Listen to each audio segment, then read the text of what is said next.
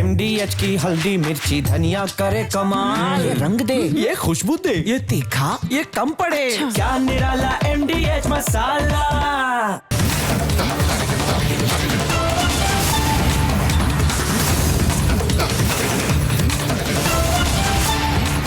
पूछता है भारत को प्रेजेंटिंग MDH सुपर हींग लक्स कोजी हीटेक को पावर्ड बाय राजनिवास रॉमसन डिग्निटी।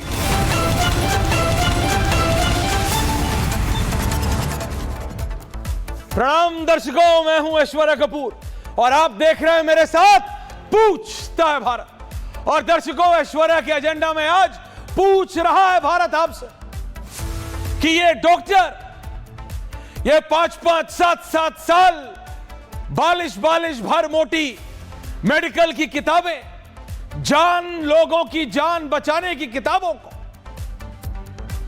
अपने दिलो दिमाग में उतारने के बाद ये कौन सी किताब है, ये कौन सी लिपि है जो इन लोगों ने पढ़ी कि 5 साल 7 साल लोगों की जान बचाने की कसम खाने के बाद ये लोग सुसाइड बॉम्बर, ये लोग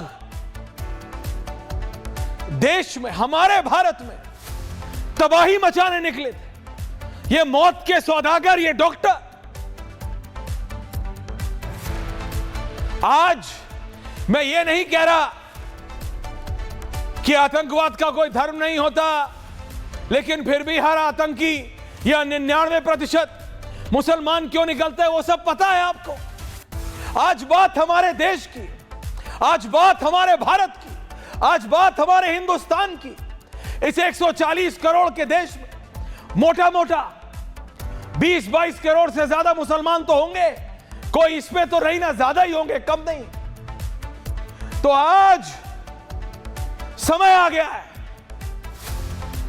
कि भारत का मुसलमान, हिंदुस्तान का मुसलमान एक इतनी लंबी लकीर खींचे, इतनी लंबी लकीर कि दोबारा कोई भी हो, चाहे वो मुसलमान हो या ना हो, उस लकीर को पार करने से पहले 10 बार सोचे। ये जिम्मेदारी सरकारों की तो है ही है, लेकिन सरकारों से ज्यादा आज हिंदुस्तान के मुसलमानों की है। अपने आप को हिंदुस्तान के मुसलमानों का रहनुमा कहने वाले उन नेताओं की है, हिंदुस्तान के मुसलमानों का सरपरस्ती करने वाले उन सोशल एक्टिविस्ट की है, उन रिलीजियस लीडर्स की है, अपने आप को इमाम, मौलाना, जो भी वो कहते हैं, उनकी है। आज जिस आतंकी को पकड़ा, उसके खुद के बाप ने आत्मदाह कर लिया, अपने आप को जला लिया। लोग कह रहे हैं इतने शर्मसार था वो पिता। कौन मां बाप होगा जो अपने बेटे को पढ़ता देखे, जो अपने बेटे को पढ़ाए और वो पढ़ाई दूसरे की जान बचाने की हो, और वो करे क्या, जाके अपने आप को बम की पेटी लगा के उड़ा ले। ये तो हमारा हिंदुस्तान न था। ये तो डायरेक्ट स्कूल ऑफ लर्निंग कहां की है, बॉर्डर पार पाकिस्तान की है। और कनेक्शन भी, चाहे वो फरीदाबाद हो, चाहे वो सहारनपुर हो, चाहे वो कानपुर की महिला डॉक्टर हो या श्रीनगर हो, सबके तार जुड़ते बॉर्डर पार पाकिस्तान से ही हैं। हमको पता है ऑपरेशन सिंदूर के बाद हमने उनके घर में घुस के मारा है, हमारी मिसाइलों ने उनके आतंक की फैक्ट्रियों को निस्तोनाबूद किया है। वो फ्रस्ट्रेटेड हैं, वो डेस्परेट हैं। ये महिला, ये डॉक्टर उमर नबी, ये पूरे 5-6 डॉक्टर, ये कोई एक दिन में बनाए हुए नहीं है।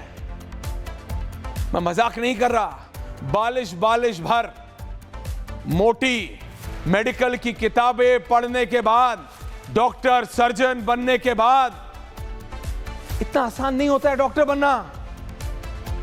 ये सब दिमाग वाले थे, ये कोई लाचार नहीं थे, इन सब के पास पैसे थे, ये कोई गरीब वंचित नहीं थे, ये कोई प्रताड़ित नहीं थे, ये 4-4, 5-5 लाख रुपए कमा रहे थे। और मैं ये इसलिए दोहरा रहा हूं क्योंकि हमारे राजनेताओं से लेके सोशल एक्टिविस्ट तक, हमारी फिल्म इंडस्ट्री है, सो कॉल्ड इंडस्ट्री से लेके सोशल एक्टिविस्ट तक, सबने एक ही रंग में पुताई की है, एक ही रंग में। प्रताड़ित आतंकवादी बनता है, गरीब आतंकवादी बनता है, जिसके पास कुछ नहीं है वो AK-47 उठा लेता है, वो बम उठा लेता है। इनके पास 31 तारीख को टंग बैंक से अलर्ट आता था, 4 लाख रुपए, 5 लाख रुपए, ये तनख्वाह थी इनकी। इन सब के घर बड़े बड़े हैं, गांव में भी और शहरों में भी। ये आतंकवादी थे बाय चॉइस, बाय चॉइस। अभी जब मैं आपसे बात कर रहा हूं, ये अल फलाह यूनिवर्सिटी, ये किस बला का नाम है अल फलाह यूनिवर्सिटी, ये पता लगाना बहुत जरूरी है। पूछता हूं मैं और पूछता है भारत, हर आतंकवादी का कनेक्शन अल फलाह से। और क्या इसमें आप हरियाणा की सरकार से नहीं पूछेंगे? क्या आप देश में इंटेलिजेंस नेटवर्क से नहीं पूछेंगे? जब बम फट गया तभी ये अल फलाह अल बला सब निकले।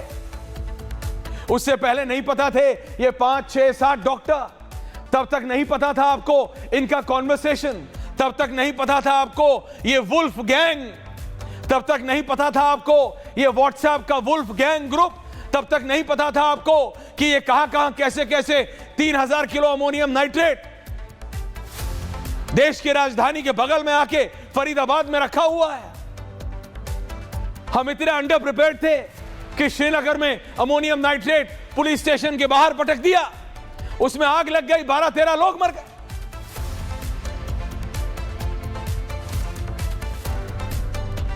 सरकार से सवाल पूछना ना बंद किया है, ना बंद करेंगे। लेकिन आज, और मैं इसको दोहरा रहा हूं, जरूरत है, समय की मांग है कि भारत का मुसलमान और खासकर द यंग जनरेशन, युवा मुसलमान खड़ा हो और एक लंबी लक्ष्मण रेखा खींच दे, एक लंबी लकीर खींच दे। इसमें भी मत बोलिएगा कि बोल रहे हैं युवा मुसलमानों की बात कर रहे हैं, युवा मुसलमानों की और लक्ष्मण रेखा। मेरे पॉइंट को समझिए, एक लकीर कह रहा हूं। आपके पास आज हर वो मौका है जो किसी और के पास है। आपके पास हर एक अपॉर्चुनिटी है जो किसी और के पास है। जो राम कुमार के पास है, जो श्याम सिंह के पास है, वो ही आपके पास है, वो ही अपॉर्चुनिटी आपके पास है।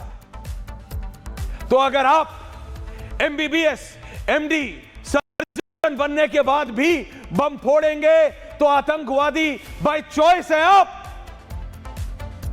फिर ना आपकी, ना आपके परिवार की और ना आपके सो कॉल्ड रहनुमाओं की कोई बात सुनेगा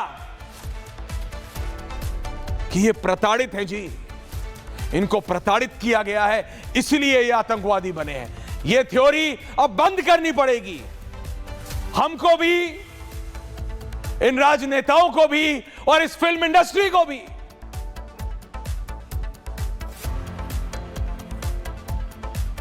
ये परसेप्शन बनाया था, कहां गया वो परसेप्शन?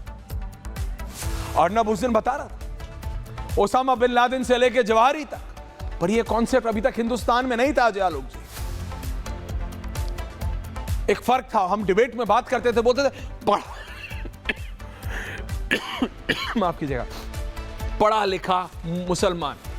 बीजेपी भी बोलती थी कि ये लोग जानबूझ के अपनी कौम को, जानबूझ के अपने वोट बैंक को पढ़ाना लिखाना नहीं चाहते, क्योंकि पढ़ाएंगे लिखाएंगे तो एक्सपोजर मिल जाएगा, इनकी राजनीति समाप्त हो जाएगी। ये बीजेपी का काउंटर रहता था।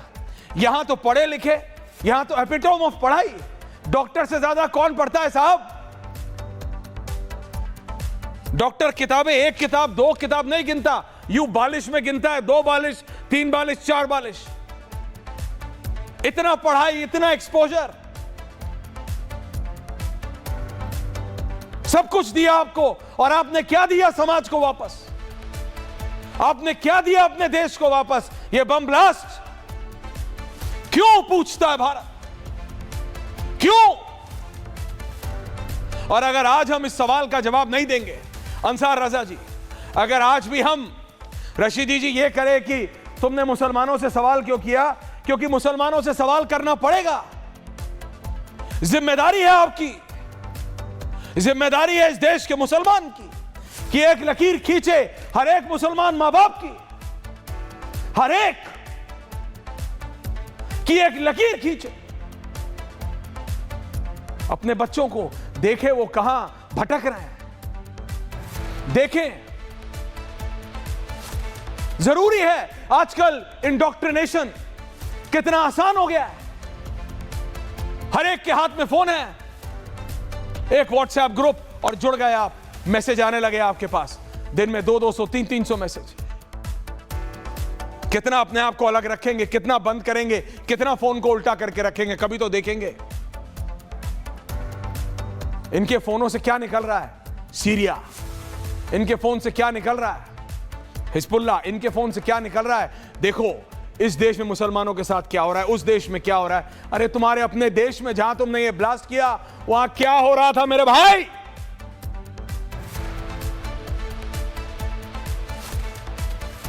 जब सड़क बनाते हैं कोई, यूपी की बात करूंगा तो बोलेंगे बाबा की बात करें, दिल्ली कर लो, पंजाब कर लो, आम आदमी पार्टी की सरकार है,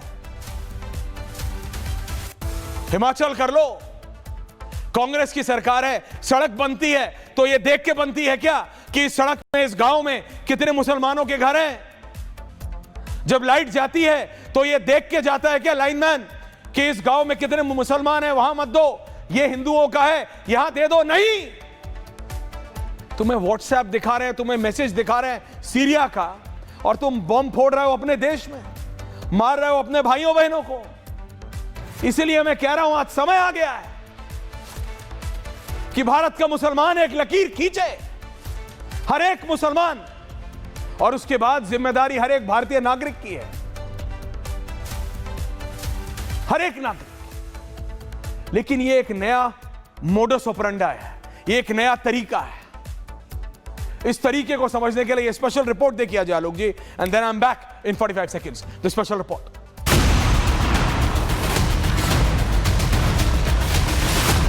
फरीदाबाद मॉड्यूल का खुलासा होने के बाद दहशतगर्दी का बिल्कुल नया चेहरा दुनिया के सामने है, जिसमें आतंकी कोई अनपढ़ या जरूरतमंद नहीं बल्कि पेशेवर डॉक्टर है, जिनके हाथों में MBBS की डिग्री है, लेकिन जेब में हिंदुस्तान को दहलाने का प्लान।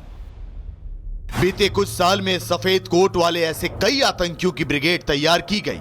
प्लान हिंदुस्तान के 4 बड़े शहरों में धमाके का था, जिसे लेकर जांच एजेंसियां कई चौंकाने वाले खुलासे कर रही हैं। सुरक्षा एजेंसियों ने समय रहते हमला तो रोक लिया, लेकिन आतंकी नेटवर्क का ये नया पैटर्न बेहद हैरान करने वाला है, जिसमें आतंकियों की ट्रेनिंग पहाड़ों और रेगिस्तान में नहीं बल्कि ऑनलाइन हो रही है।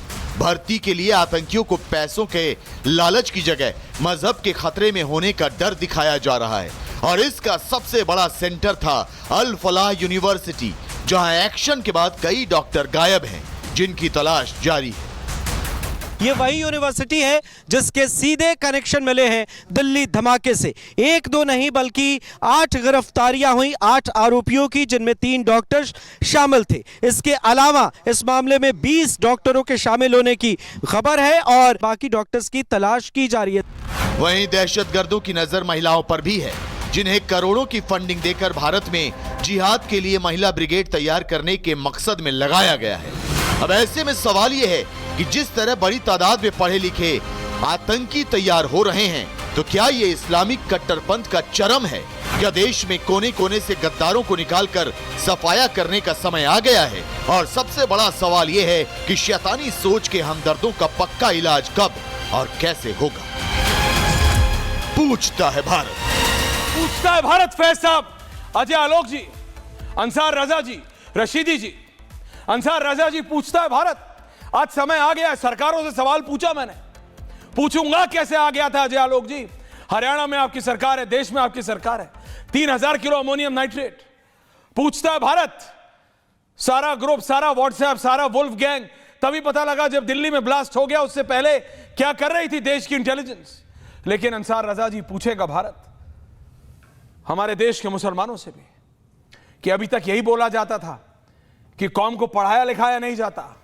इस कौम की जो नुमाइंदगी करने वाले हैं उन्होंने वंचित रखा है, उन्होंने इस कौम को दूर रखा है पढ़ाई लिखाई से, उन्होंने इस कौम को दूर रखा है एक्सपोजर से, क्योंकि अगर एक्सपोजर दे दिया तो उनको पता लग जाएगा क्या सही है क्या गलत है, और फिर वो अपने भविष्य का निर्णय खुद ले पाएंगे। लेकिन क्या यहां तो एक्सपोजर का सब कुछ था, MBBS थे, सारे डॉक्टर हैं, लाखों रुपए तनख्वाह थी, हजारों नहीं लाखों रुपए अंसार रजा साहब किसी भी सरकारी नौकर से, IAS चीफ सेक्रेटरी से दुगनी तनख्वाहें थी इन डॉक्टरों की।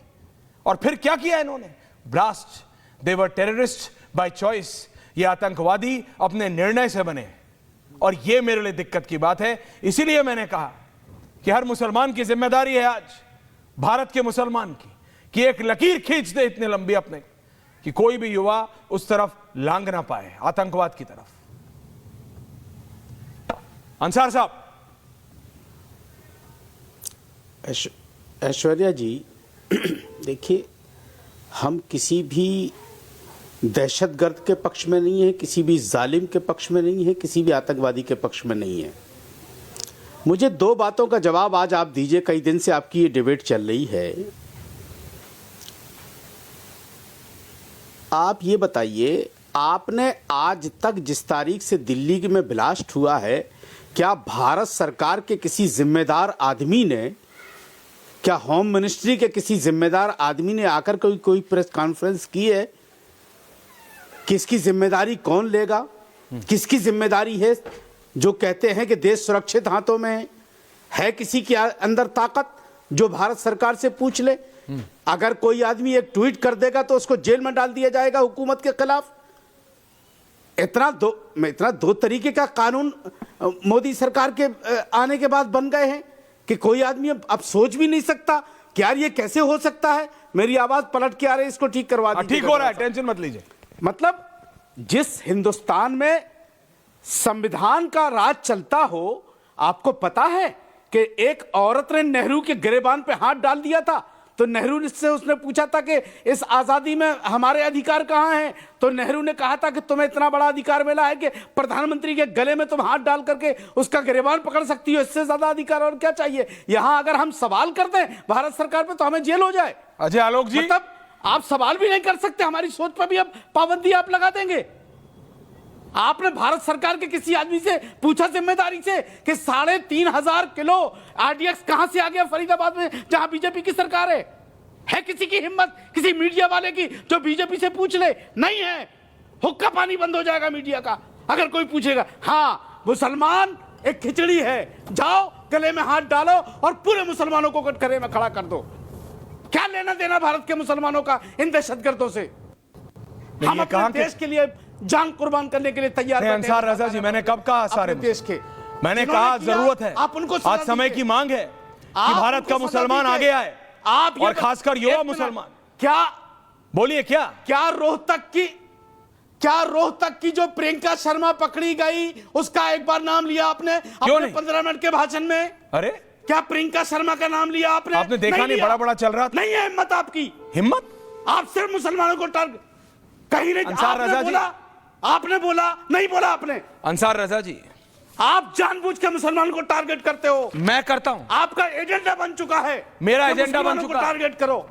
मेरा एजेंडा बन गया है। प्रियंका का नाम, डॉक्टर शाहीन का एजेंडा नहीं बताओगे आप। लो आप। डॉक्टर आदिल अहमद का एजेंडा नहीं बताओगे आप। डॉक्टर मुजम्मिल का एजेंडा नहीं बताओगे आप। उमर नबी का एजेंडा नहीं बताओगे आप। परवेज अंसारी का एजेंडा नहीं बताओगे आप। सज्जाद अहमद का एजेंडा नहीं बताओगे आप। आमिर का एजेंडा नहीं बताओगे आप। ऐश्वर्या कपूर का एजेंडा बताओगे?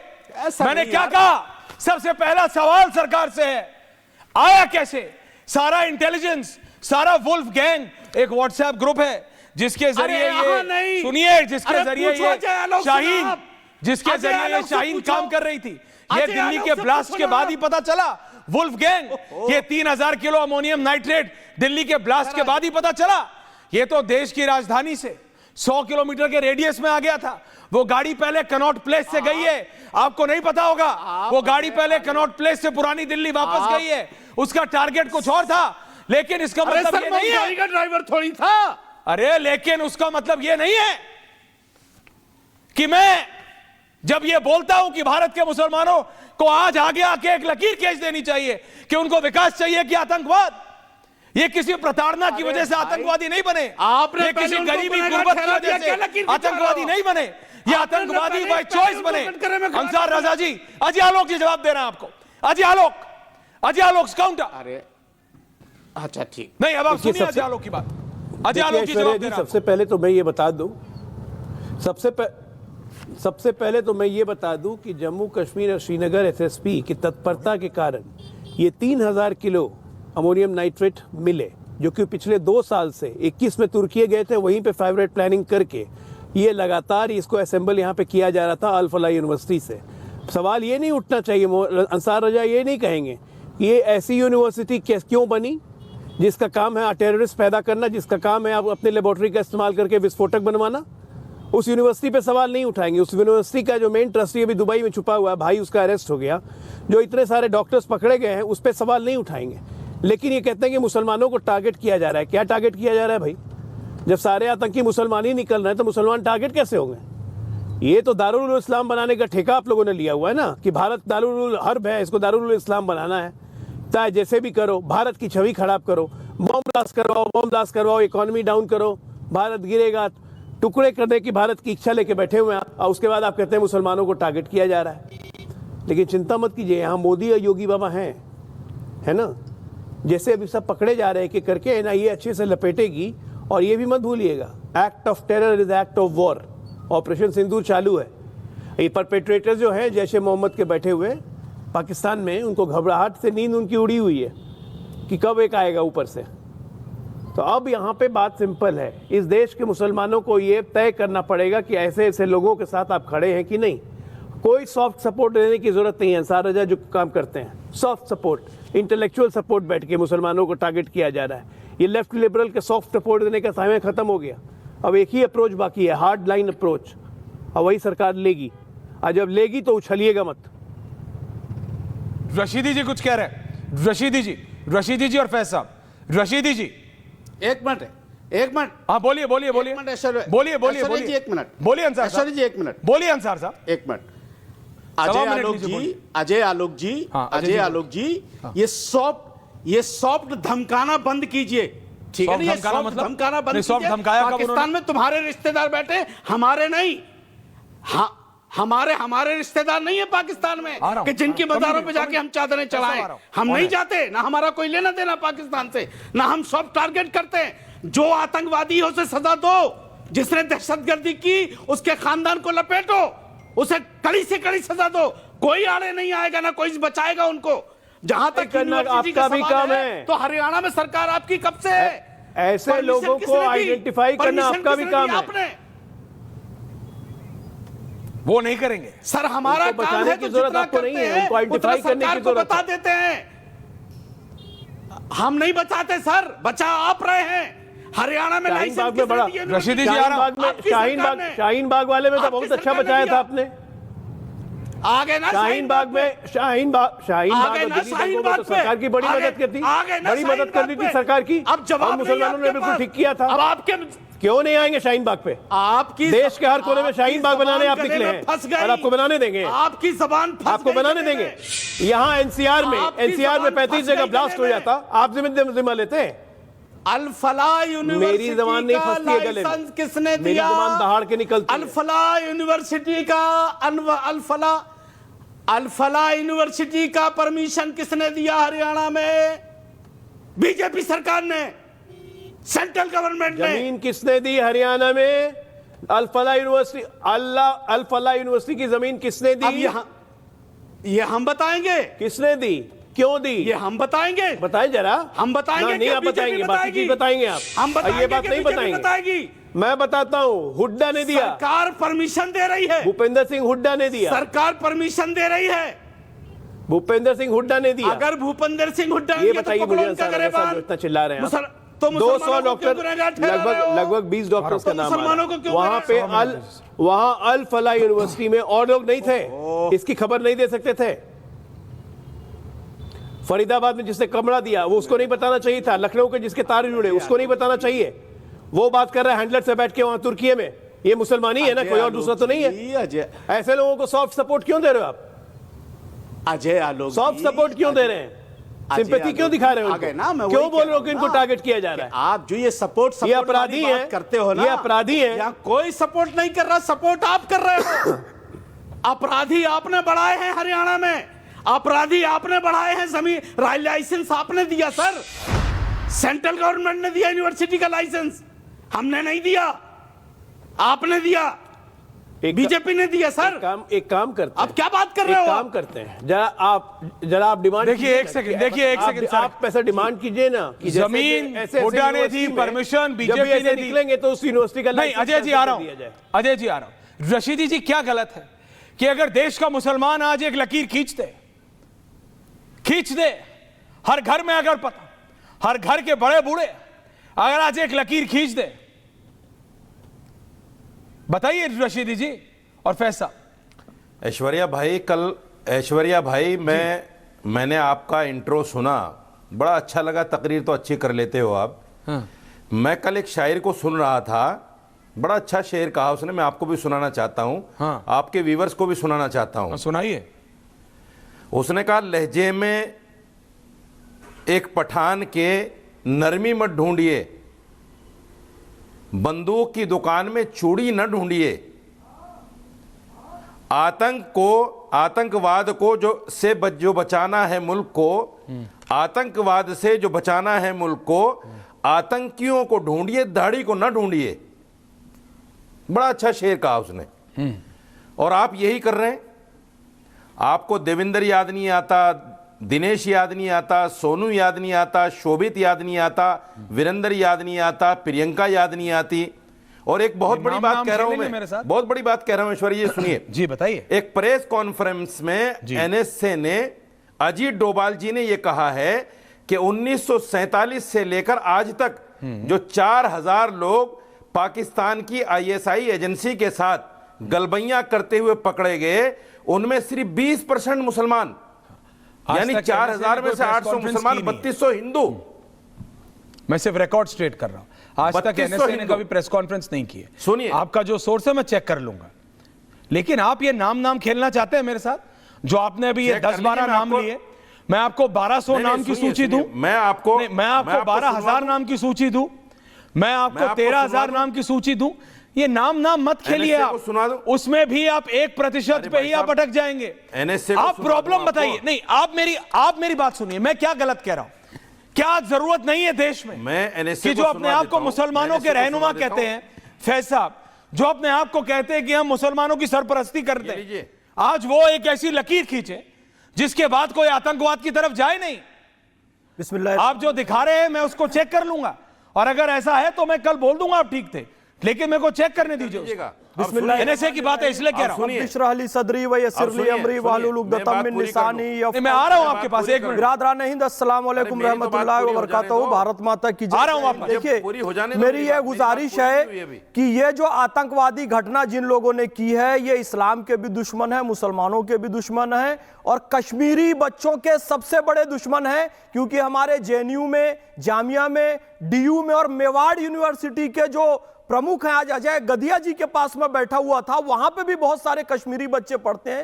इन आतंकियों की हरकतों के कारण कहीं ना कहीं उन बच्चों के भविष्य पर प्रश्न चिन्ह लगता है।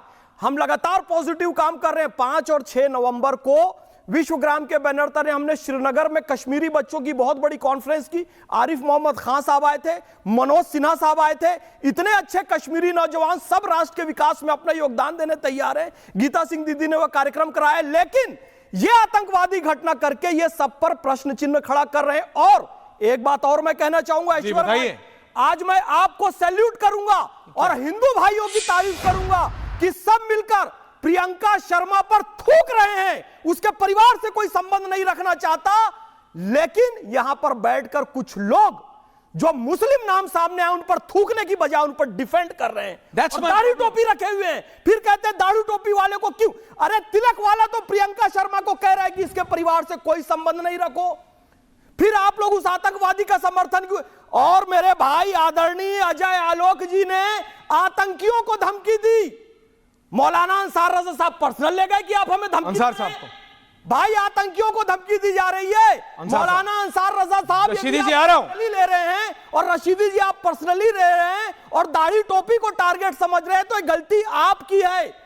हिंदू भाइयों से सबक लीजिए। मैं मोहम्मद फैज खान यह कहता हूं कि जो आतंकी इस घटना में पाए गए हैं, कैसे वो मस्जिद में घुसे, मस्जिद हमारी पाक इबादत गाह है, यह निश्चित करना होगा मौलाना अंसार रजा साहब, कोई आतंकवादी मस्जिद में नमाज पढ़ने ना आए। और ये निश्चित कीजिए कि कोई उसकी नमाज जनाजा में ना जाए, किसी मुस्लिम कब्रिस्तान में उसे प्रवेश ना दिया जाए। आप इस बात को सुनिश्चित कीजिए कि सुअर की चर्बी में बांधकर उसे जला दिया जाए, वो मुसलमान नहीं है। जब आप कहते हैं ना कोई धर्म नहीं होता आतंकवाद का, कोई भी हिंदू, प्रियंका शर्मा, आतंकवाद का कोई धर्म नहीं होता। आतंकवाद आतंकवाद होता है, बचाव नहीं कर रहा है, लेकिन आप लोग आतंकवाद का कोई धर्म नहीं होता करके प्रियंका शर्मा का बचाव। रशीदी जी क्या कह रहे हैं? मुसलमान आतंकवादियों को बचाव कर रहे हैं। एक बात और बोलिए एक बात और भैया, मैं बारंबार कह चुका हूं, ये लोग समझते आ रहा हूं रशीदी जी, मैं ये कह रहा हूं मुसलमानों में एक धर्म सुधार आंदोलन की आवश्यकता है। ऐश्वर्य भाई, एक भी हिंदू उर्वशी, रंभा, मेनका वहां मिलेगी इस नाम से बम बांध कर नहीं फटता है, लेकिन 72 हूर मिलेगी बोल के कुछ मुस्लिम लड़के बम बांध कर, ये लोग उनको शहीद कहते हैं। तो ये सुधार की आवश्यकता है, इस सुधार की आवश्यकता देश में है। अंसार साहब आ रहा हूं, रशीदी जी पहले फिर आपके पास, बोलिए रशीदी जी। ये मेरी बात आपने पूरी नहीं होने दी थी। कुछ समाज सुधार लोग बैठे हैं टीवी पे, समाज सुधार कर रहे हैं। मैं सिर्फ ये कहना चाहता हूं, आपने अपने इंट्रो में कहा कि साहब मुसलमानों को सोचना पड़ेगा। क्या गलत कहा? आपको ये कहना चाहिए था कि इस आतंकवाद पर पूरे देश को सोचना मैंने वो भी बोला, आपने वो सुना नहीं। पर हिंदू को आपको सिलेक्टिव हियरिंग की प्रॉब्लम है, मुसलमान को सोचना पड़ेगा, ज्यादा मुसलमान को सोचना पड़ेगा, को सोचना पड़ेगा, सब लोगों को सोचना नहीं नहीं नहीं, हाँ मुसलमान को सोचना पड़ेगा। पता है क्यों? आपने बोला मुसलमान को, हाँ मैंने बोला पहले, और बाद में ये भी बोला कि हर एक हिंदुस्तानी को। क्यों खींचे मुसलमान? अरे क्यों सोचे मुसलमान? 140 करोड़ में मुसलमान नहीं आता है क्या? साजिद रशीदी साहब मुसलमान भी सोचेगा। अरे आप क्यों ना खींचे? हाँ अरे बीच में मत बोलो।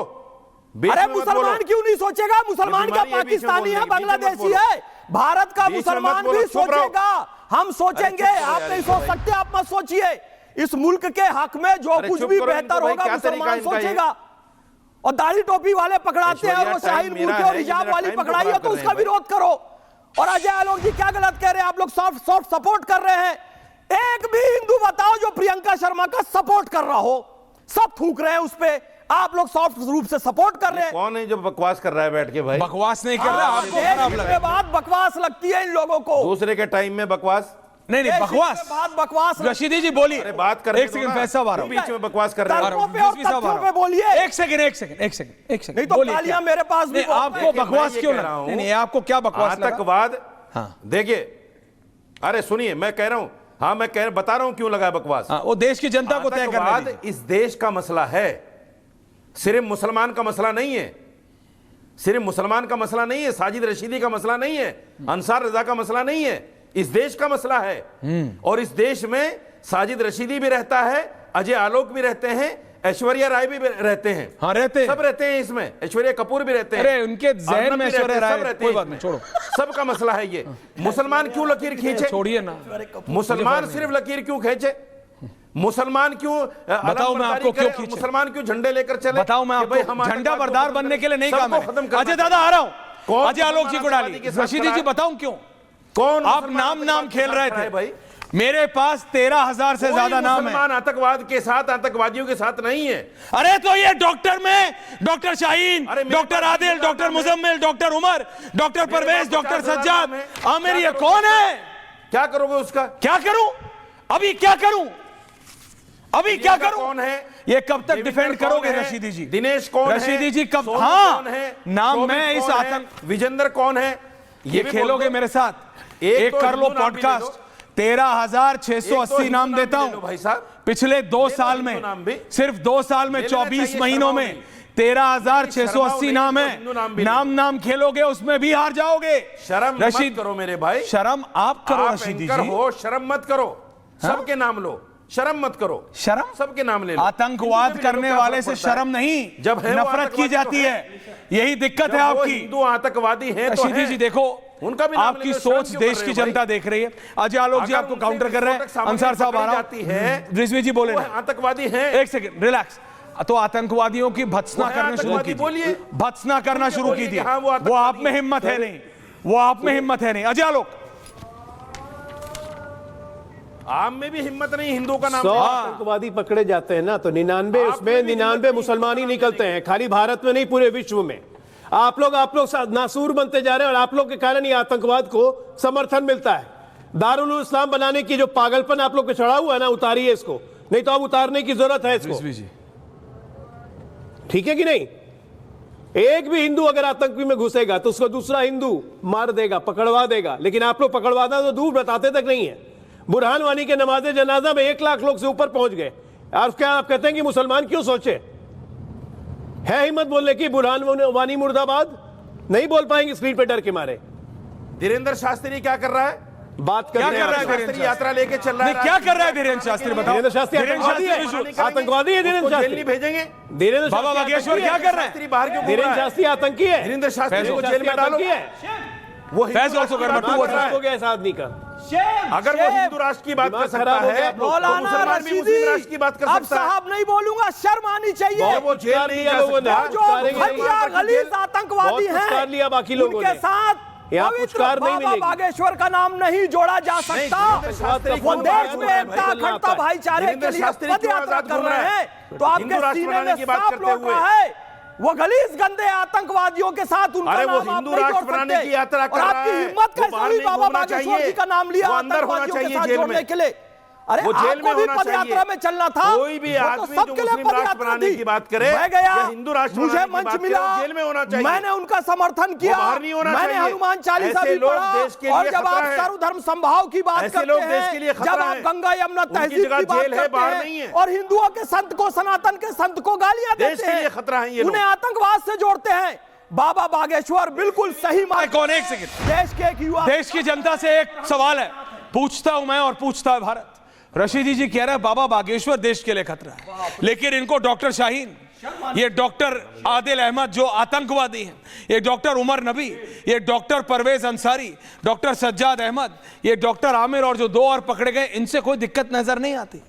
मैं आपसे पूछता हूं, दर्शकों मैं आपसे पूछता हूं, ये देश की जनता तय करे। अरे फोन तो मत काटो भाई। ये देश की जनता, फोन नहीं कटा, आपकी ये आवाज भी ऑन एयर गई है। रशीदी जी आपके लिए खासकर स्टैंडिंग डायरेक्शन दिया है मैंने कि आप कुछ भी बोलें वो ऑन एयर जाना चाहिए, देश की जनता को पता लगे। आपने ये बोला ना फोन भी ना काटो, वो भी ऑन एयर गया है। रशीदी जी को ऑन एयर रखिए जरा। लेकिन रिजवी साहब मैं आपसे पूछ रहा हूं, आपका क्या सोच है? फैज साहब एंड रिजवी जी। बहुत बहुत शुक्रिया ऐश्वर्या जी।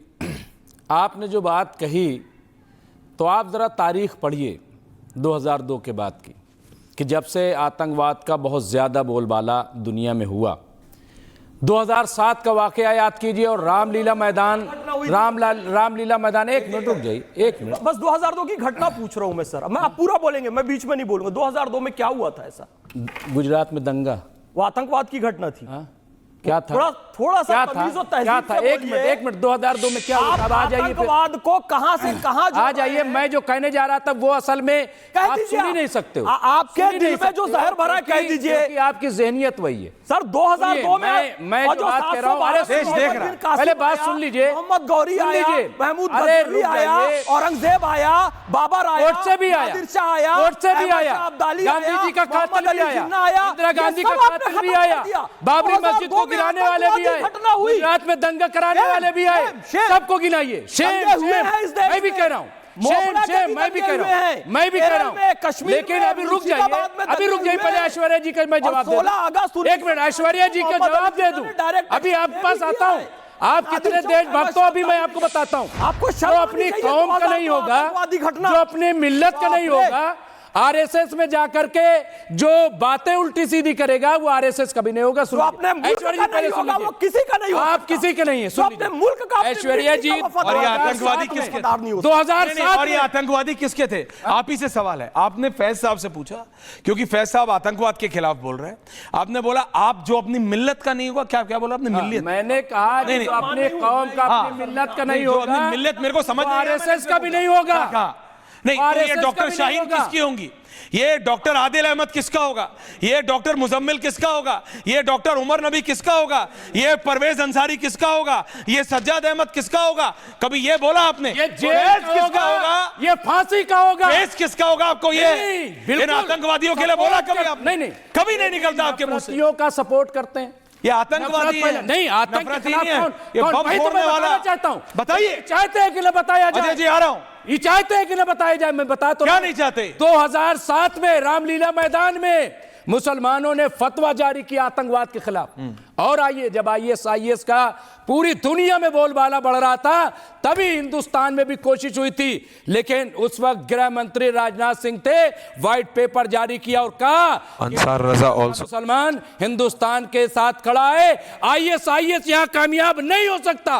और नहीं हुआ। और क्यों कहा था आपको पता है? याद कीजिए, एक मां ने खुद अपने बेटे के खिलाफ, ऐश्वर्या जी मैं इसलिए कह रहा हूं, आपने जो बात कही है मैं वो याद दिला रहा हूं। एक मां ने अपने बेटे की शिकायत होम मिनिस्टर से की कि मेरा बेटा गुमराह हो रहा है, दहशतगर्दी में जा रहा है, इसे पकड़ो। ये है हिंदुस्तान में। वो बताना चाहता हूं ऐश्वर्या जी, आप कह रहे हो लाइन खींचो, लाइन खींची हुई है। एक भी मुसलमान आतंकवाद के, अगर लाइन खींची ये देखिए, मैं कह रहा हूं कि दांत में आपने एक इंसिडेंट मेरे को गिना, मैंने मान लिया, मैंने उसको काउंटर नहीं किया, लेकिन मैं आपसे किए एक की बात नहीं है मेरे भाई। ये शाहीन, आदिल, मुजम्मिल, उमर नबी, परवेज अंसारी, सज्जाद आमिर और ऐसे 8 और लोग हैं। आप मेरी बात समझिए, ये एक खतरनाक मोडस ऑपरेंडा है जिसको आप, अंसार रजा, मैं, अजय आलोक, सबको मिलकर निपटना है। लेकिन आज मैं फिर बोल रहा हूं, पूछता हूं मैं और पूछता है भारत, क्या भारत के मुसलमान को खड़ा नहीं हो जाना चाहिए? खड़े हैं और एक लकीर खींचे भारत, खड़े हैं ऐश्वर्या जी। कि हम विकास चाहते हैं, आतंकवाद नहीं। खड़ा है, हम वो लकीर पार नहीं होने देंगे। ऐसे खड़े हो जाए, ऐसी लक्ष्मण रेखा नहीं, ऐसे खड़े हो, फिजिकल नहीं। नहीं, खड़ा है मुसलमान, कैसे खड़ा हो बताइए? बताइए क्या कैसे ये डॉक्टर आतंकवादी बन गए, किसी को पता नहीं चला। तो प्रियंका भी बन गई। हाँ तो गलत है ना, तो गलत है। वही उसको देश निकाला, उसको फांसी पे चढ़ा। कैसे खड़ा? जो आतंकवादी है उसे फांसी पे चढ़ाओ, जो आतंकवादी है उसे फांसी पे चढ़ाओ, चढ़ाओ ना। जो आतंकवादी है, ये हमारी जिम्मेदारी है। अजय आलोक ने 10 बार पूछा। कैसे? अजय आलोक ने, अजय आलोक ने 10 बार, अजय एक सेकंड जाओगे? एक सेकंड फैसला, मुस्लिम कब्रिस्तान में नहीं दफनाओगे उसको, नमाज जनाजा में कभी नहीं बोले। इसे कसम लो इनसे। एक 2 मैं भी खड़ा हो गया। जाता है में नहीं जगह दी, नहीं जाओगे कि को जगह नहीं दी महाराष्ट्र में। कोई मगफिरत के लिए दुआ नहीं करोगे? मेरी याद नहीं है। बंद कीजिए। अगर इतना जोश, आप जो है, अगर इतना जोश, एक सेकंड, ठीक है, अगर आप उन्हें बार बार जितना आप, रिजवी जी, जितना आपने गुस्से में इनको बोला ना, अगर तुम मुसलमान हो, अगर तुम स्लीपर चलो, अगर आपने शाहीन, आदिल, मुजम्मिल, उमर, परवेज, सज्जाद को बोला होता ना, तो मैं कहता, उनके लिए आप नहीं बोलते। बिल्कुल है, ये बर्बाद होंगे सारे। लेकिन आप मेरी बात समझो, जब संसद के अंदर आपने बोला now please calm down, now please calm down, now please calm down, please calm down, please calm down. इतना जोश जब आपको तब दिखाना था जब अजय आलोक जी को लाइए। अजय आलोक जी ने जब बोला ये डॉक्टर, ये अल फला, ये क्या बला है, ये पता करना पड़ेगा, यहां अपनी सरकार करेगी। बिल्कुल, मैंने कहा 3000 किलो काम, मुझे बार बार दोहराया, मुझे पता है मैंने क्या बोला, मैं कह रहा हूं। लेकिन जब अजय आलोक जी ने बोला, माना मैंने आपकी बात, लोकल इंटेलिजेंस फेल हुई, माना मैंने आपकी बात, ये बम के बाद पता चलता है, ये वुल्फ ग्रुप, फलाना ग्रुप, ढिमकाना ग्रुप, शाहीन आतंक ब्लास्ट के बाद पता चलती है, आदिल ब्लास्ट के बाद मिलता है, मुजम्मिल ब्लास्ट के बाद, उमर ब्लास्ट के बाद, परवेज ब्लास्ट के बाद, सज्जाद ब्लास्ट के बाद। लेकिन मुझे ये बताइए, जब ये सब अल फला में चल रहा था, वो लकीर की मैंने इसलिए बात की कि क्या जब अजय आलोक जी ने तब बोला, एक आदमी नहीं बता सकता था कि इनके चाल चलन थोड़ा ठीक नहीं लग रहा है। एक समझिएगा, ये हमारे देश की संस्कृति है, गांव में, शहर में, हर जगह अगर किसी का लड़का या लड़की हल्का सा भी भटक रही होती है ना, तो जो आस पड़ोस वाले होते हैं, चाची, मामा, ताई, बुआ, सब बता देती हैं कि तेरा लड़का थोड़ा तेज चल रहा है, संभाल ले, कि तेरे लड़के की संगत सही नहीं है, कि तेरी लड़की कि जरा दोस्त देख ले कैसे बन रहा है, ठीक नहीं है, रात को आती है। ये अल फला अल बला में कोई मिला नहीं, एक आदमी बताने वाला। अजय आलोक ने 10 बार बोला, आप सब चुप रहे, क्यों क्या चुप रहे? बताइए, किसी को पता नहीं था। ये सवाल उठाने, अब जब इंटेलिजेंस नहीं है इंटेलिजेंस फेलियर, मैंने माना, तो वही तो, लेकिन वहां लोगों की फेलियर नहीं है। मैं कह रहा हूं ये लोगों की हमारी Al Falah as an institution has failed this country. देखिए कोई Al Falah as an institution has failed this country. लेकिन ये बताइए इंटरनेशनल गैंग है जैसे मोहम्मद पूरी दुनिया में वो कर रहा है, ये कैसे हो गया? आपकी दिल्ली में सरकार, आपकी केंद्र में सरकार, आपकी हरियाणा में सरकार, आखिरी दिन तक और आपके पास सारा हर नेताओं के तो बिल्कुल रिकॉर्ड हो जाते हैं। इनके फोन रिकॉर्ड नहीं हो पाए, इनका ग्रुप पता नहीं लगा पाए। मैं आपकी बात, मैंने तो कहा ना, जब पाकिस्तान आप मेरी बात रिपीट कर रहे हैं, आप बात समझिए। अंसार साहब आ रहा हूं, अजय दादा आ रहा हूं, आप मेरी बात रिपीट कर रहे हैं। मैंने कहा बिल्कुल सरकार को ब्लास्ट से पहले वुल्फ पता होना चाहिए। बहुत देर से आ रहे हैं आप, मेरी बात। अंसार साहब आप फौरन आ रहा हूं, स्टार्ट आपसे किया था, लेकिन जो लकीर खींचने की बात है वो यही है कि अगर ऐश्वर्या कपूर अपने शिफ्ट में 1 घंटा लेट आता है तो पता होता, आसपास के लोगों को बता देता है कि ये अर्नब को बता दिया कि ऐश्वर्या कपूर लेट आया था और जल्दी निकल गया। गुड, समझ लो मेरी बात। मैं सिर्फ ये कह रहा हूं कि ये आजकल इसका ध्यान काम में नहीं है। मैं सिर्फ इतना कह रहा हूं, इसका ध्यान काम में नहीं है। ये हर 2 मिनट में नीचे कोल्ड ड्रिंक पीने चला जाता है, इसका ध्यान नहीं है। सिर्फ इतनी सी बात है, क्या इन लोगों का ये अल फलाह अल वला एज एन इंस्टीट्यूशन, अरे भाई, as an institution has failed this country. Ansar Raza साहब, अजय आलोक जी आ रहा हूं उसके बाद, बोलिए अंसार साहब जी।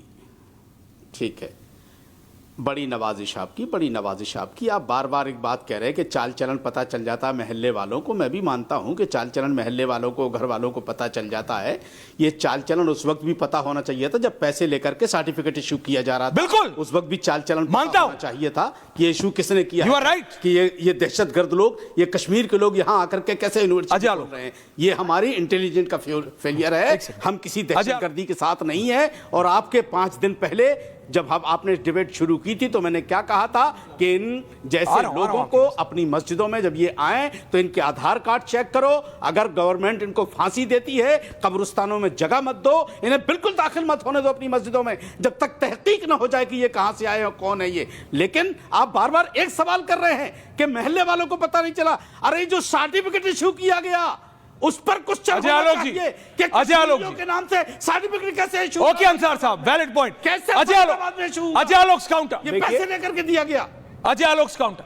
देख अंसार रजा साहब सुनिए, चिल्लाने से आपकी सहानुभूति जो इन लोगों के प्रति है वो कम नहीं होती है। आज तक आपके मुंह से नहीं सुना जब हिंदुओं को मार मार के भगा दिया गया और बोला गया कि अपनी औरतों को छोड़ के जाओ कश्मीर में।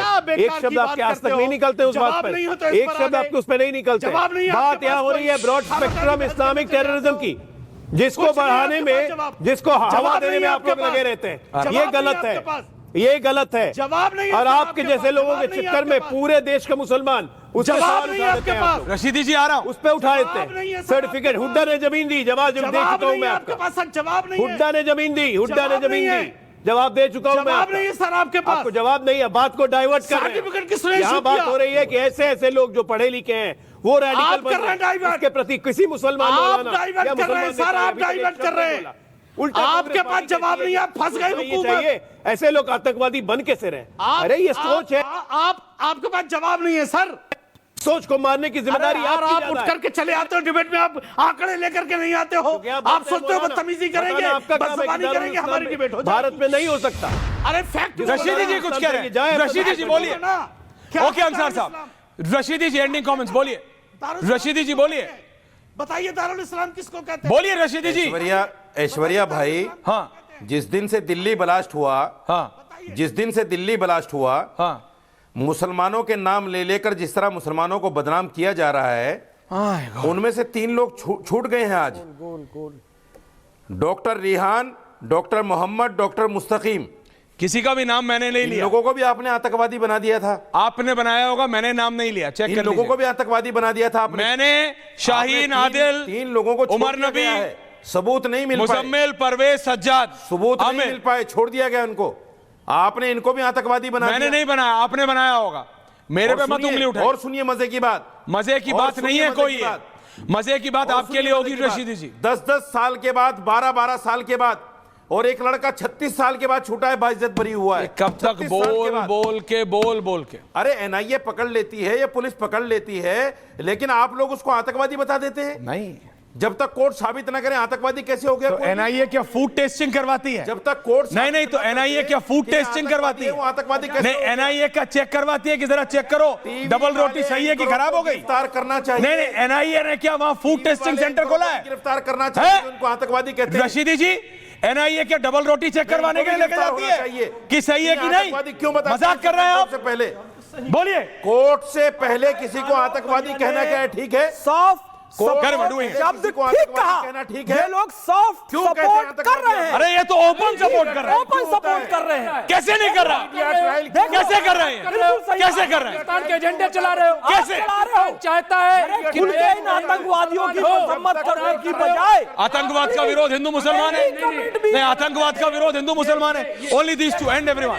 ये गौ रक्षक के ठेकेदार बने हुए हैं। आप जो है मुसलमानों में क्यों नहीं आते हो? क्यों नहीं समझाते हो? क्यों नहीं ठेका लेते हो? आपका नाम तो फैसला। अरे भाई, आप नहीं समझाते? आप नहीं समझाते? आप मुसलमानों के बीच में काम नहीं। आप नहीं जाते? गाय और इस्लाम नाम की पुस्तक बनाई है हमने, गाय और इस्लाम नाम की। वो जो ईद, बकरीद, ईद मिलादुन नबी को ओनली दिस टू गाय को भूसा खिलाते हैं, हम इफ्तार करते हैं गाय गौ माता के दूध से, हम सहरी करते हैं गौ माता के दूध से। गाय की कुर्बानी नहीं, गोदान करो। पूरे स्लीपर चलो। आप पाकिस्तान के एजेंडे चलाते हो। हिंदुस्तान एक कल भी था, आज भी है, कल भी हिंदुस्तान हमेशा रहेगा। लेकिन मैं सिर्फ इतना कह रहा हूं, थैंक यू वेरी मच, लेकिन बात सिर्फ इतनी है, जितना बार फैज खान से आपने पूछा कि तुम मुसलमान हो, तुम मुसलमानों की नहीं हो, तुम पाकिस्तान के एजेंट हो, एक बार तो पूछ लेते हैं आतंकवादियों से, एक बार। और मैं आज भी ये कह रहा हूं, समय आ गया है कि भारत का मुसलमान एक लकीर खींचे, ऐसी लकीर जो मिसाल बने और बता दे वो कि भारत के मुसलमान को विकास चाहिए, आतंकवाद नहीं। सोचिएगा जरूर। बहुत बहुत धन्यवाद। Thank you very much. नमस्कार।